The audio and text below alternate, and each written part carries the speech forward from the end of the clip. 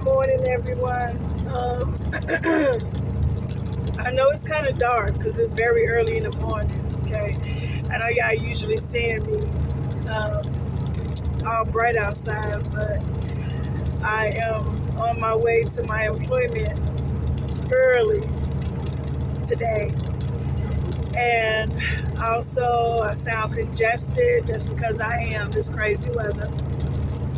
But I decided to get on here and talk about my mental health journey. Because it's been on me to talk about this. So I've been in therapy, and it's going to be this Saturday. It's going to be 4 weeks now.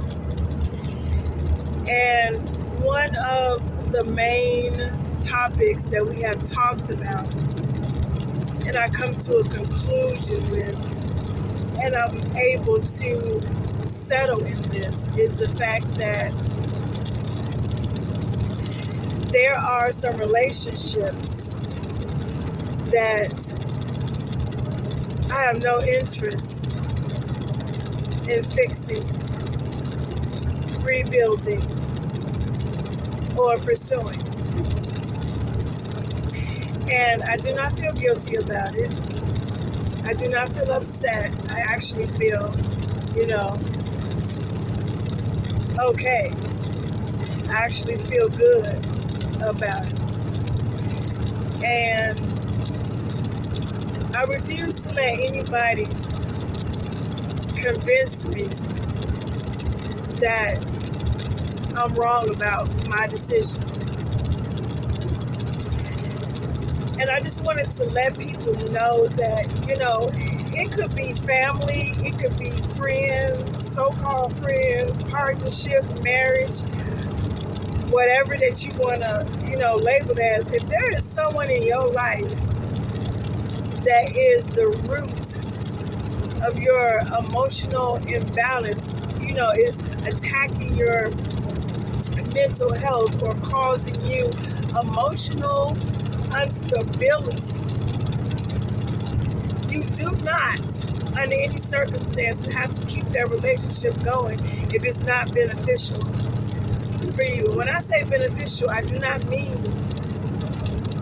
things that, you're being with this person because you get something out of it, It could be the fact that I feel really good when I'm around this person. I have a lot of fun when I'm around this person. This person is supportive, and,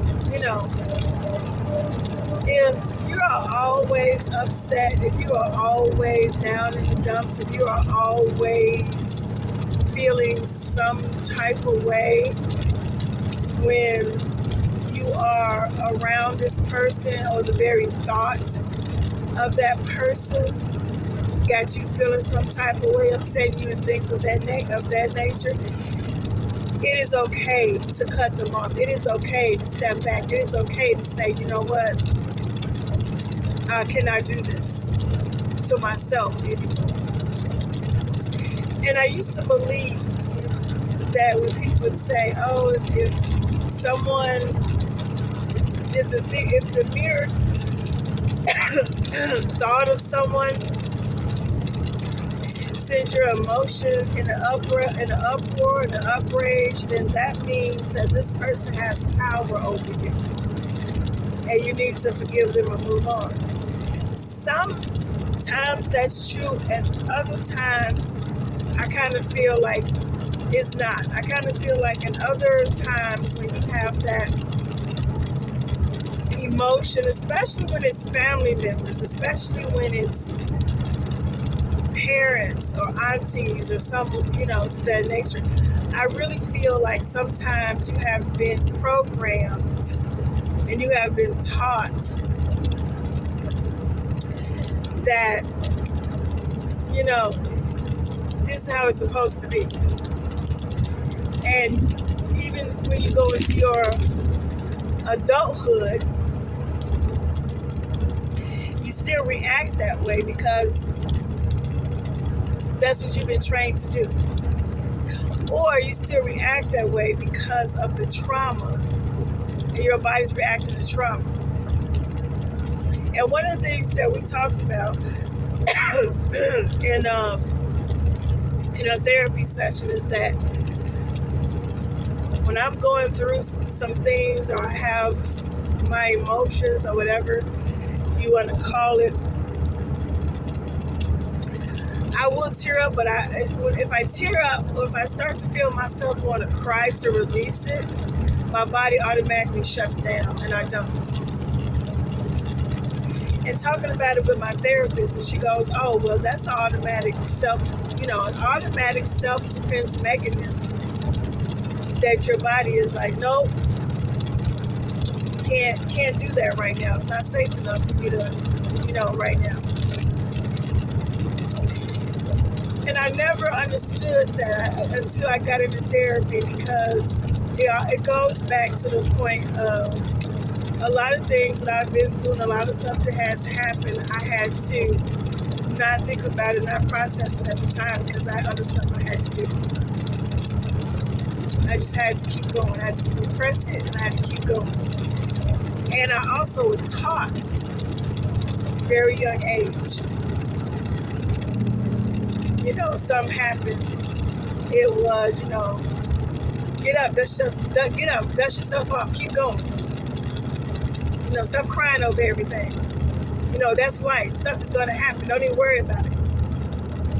And little do we know that as we're growing up, and those are the things that we're being told, we are being taught to repress our feelings. We are being taught, to adjust to trauma. We are being taught not to feel at that moment, because it's not important. What's important is to keep going, no matter how you feel. And so each time I go to therapy and I talk about these things, and I start to feel, better, and I still have good days and bad days. I'm not gonna lie about that, but the fact that I am getting to the root of a lot of things, and to finally sit there and say, you know what, these relationships, I no longer have any interest in rebuilding or keeping or going after. And to be totally transparent with you guys, there's some family members. There are some family members who I've been taught, we family don't act like this, and family don't do this. You're supposed to, forgive and forget and keep on going. That may be true if the person who was causing the trauma was acting differently, or acknowledged it. It's almost like I can do these things because we're blood. It's okay. And because we share the same DNA or whatever, it should just be okay. It's not okay.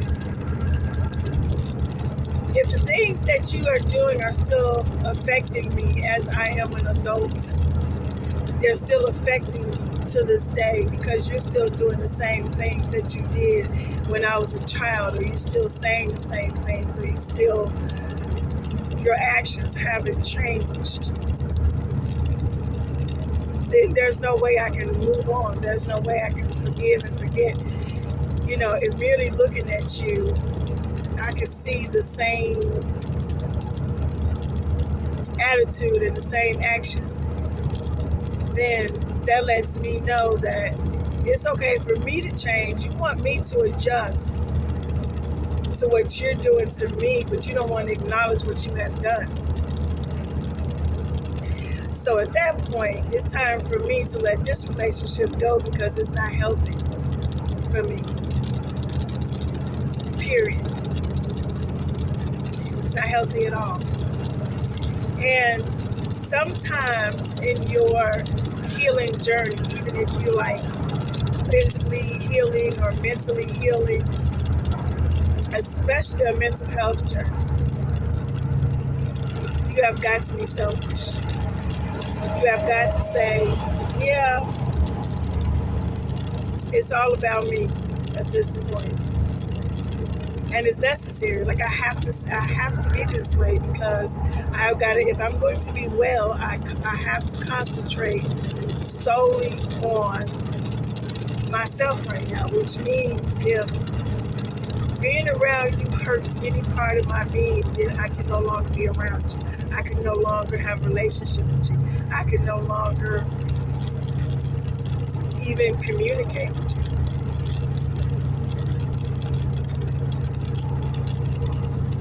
And that's kind of like where I am at the moment. You know, like I want to be healthy. I want to be mentally healthy on all aspects. I want to be happy and I want to be healthy. And I do not want to go up and down. And I do not want to always feel like this. So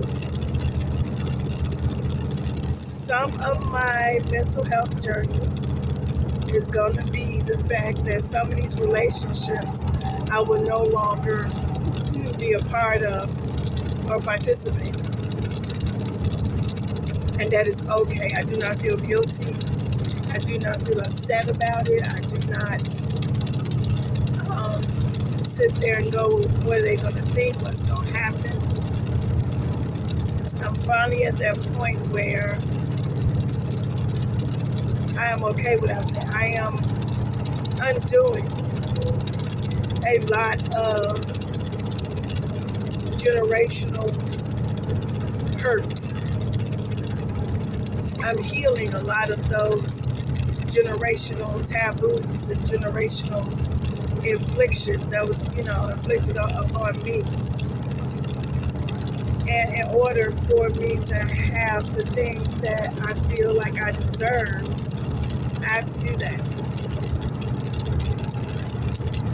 And I have to start looking at myself differently. I have to start looking at myself like I deserve things.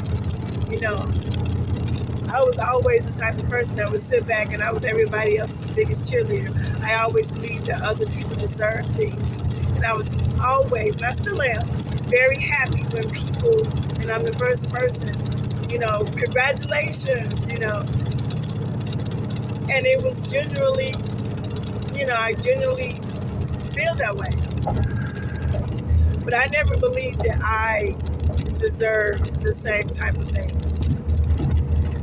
I never believed that I was worthy of a lot of things. And one of the things that I did, and I am doing, I am journaling. But I also have a gratitude journal. And my therapist has been telling me to send out gratitude letters to me. So one of the gratitude letters was I actually talked to her was my god sister, who's always been a constant positive in my life. And she hosts a lot of networking events.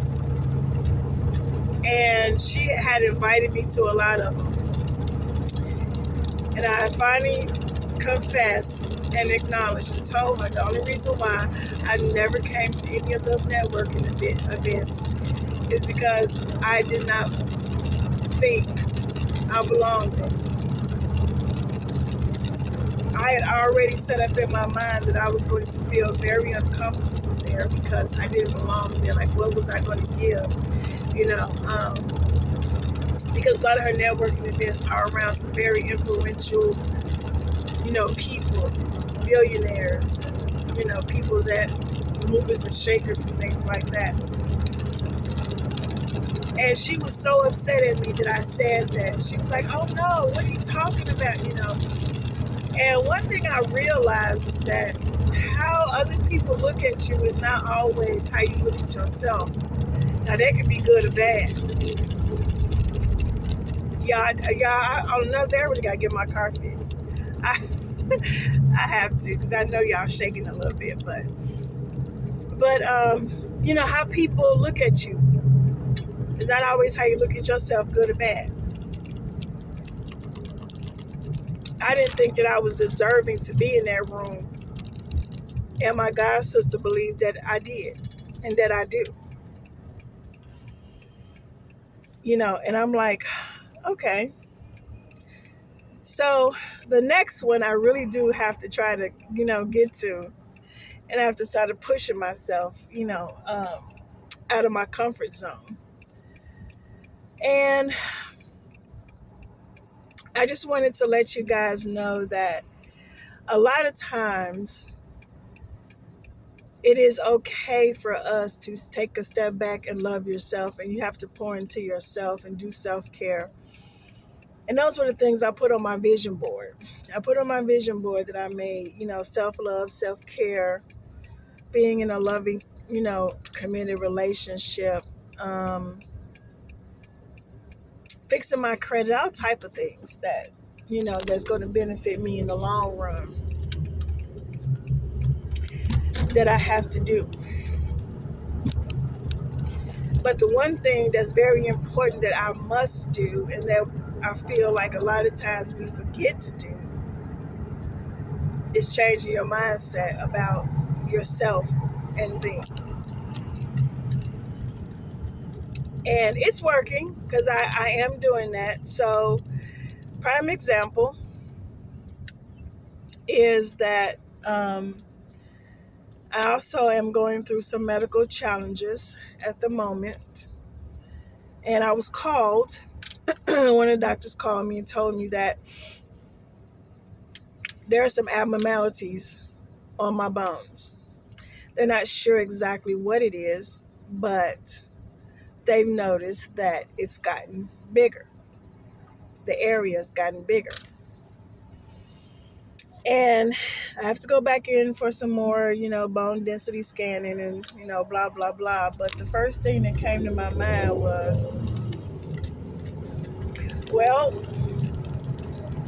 at least it's not cancer, because I got the blood work done, and my blood work came back fine, so it's not that.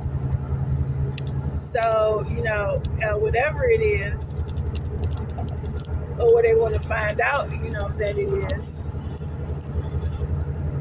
I'm still functioning. So maybe it's not that bad. Instead of me thinking the worst, because the first thing I would have thought about, the first thing that did creep into my mind was the fact that, oh my goodness, what's going to happen? Am I going to be in a wheelchair? But then my brain automatically went to, well, at least it's not this and it's not that. And, well, maybe that's the reason why I be in as much pain as I be in, is because of the fact that, this is going on.